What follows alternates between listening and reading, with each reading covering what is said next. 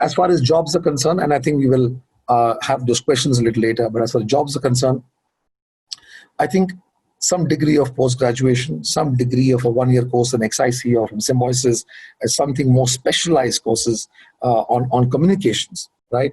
Or there are also courses on sustainability management. If you can do that, it will give you a better entry into either a PR agency or the client sides, which is from the corporate side, as a role of maybe an executive or a management trainee in communications, and then from there you grow. You can also get to choose jobs in journalism, right? And journalism now is changing so much. It is not that one guy will file one story a day and that's about it. You've got to be so technologically savvy. You need to have technical knowledge about what's happening around the world, geopolitical knowledge about what's happening between say China and US trades, what's happening within the trade between India and other countries, what's happening cross border. So continuously try and be in the shoes of the product or the brand or the company that you aspire to work for. And I always keep saying this, that a very good PR manager must be a brand manager. If you're not a brand manager would mean that you understand the brand inside out. If you're tomorrow announced or you're deputed as a CMO or the chief marketing officer of, say, Kellogg's or Britannia, you should be able to talk their language of marketing, brand promise, brand positioning, DNA, tonality, distribution, supply chain, consumer insights, research, analytical data.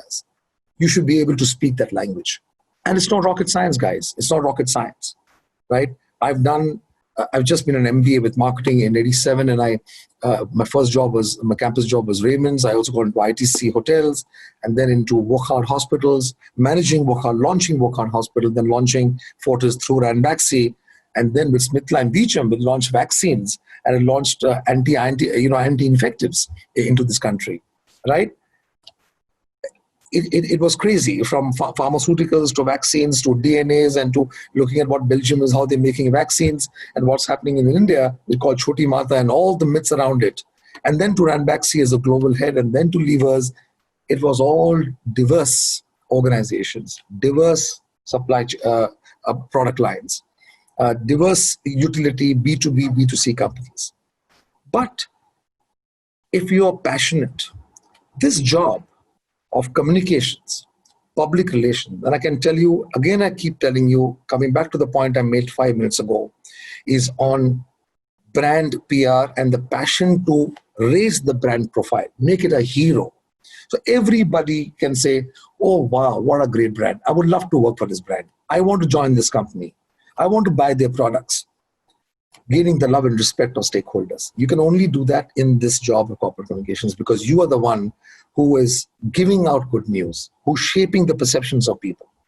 So if you have the passion, getting knowledge about vaccines or understanding how the oil rigs and the refining of Mukesh Ambani Reliance works in Jamnagar to Gautam Adani's power plant, or how does the port work, becomes very, very easy.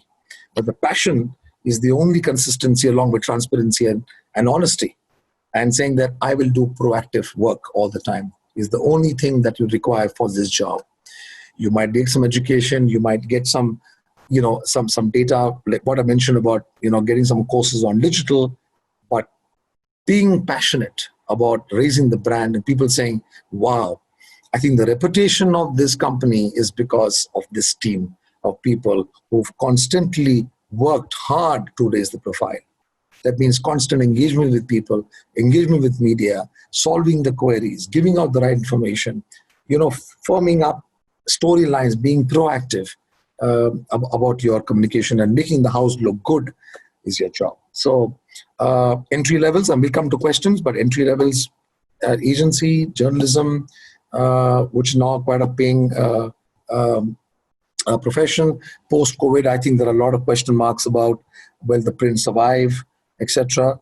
But I think India is a very emerging market and still a developing economy, and we'll see print not going down in a hurry, although digital and social media is rising and growing at 35-40%, while print is growing at about 8%. TV is growing at about 14-15%. So that's another great area that you can be in.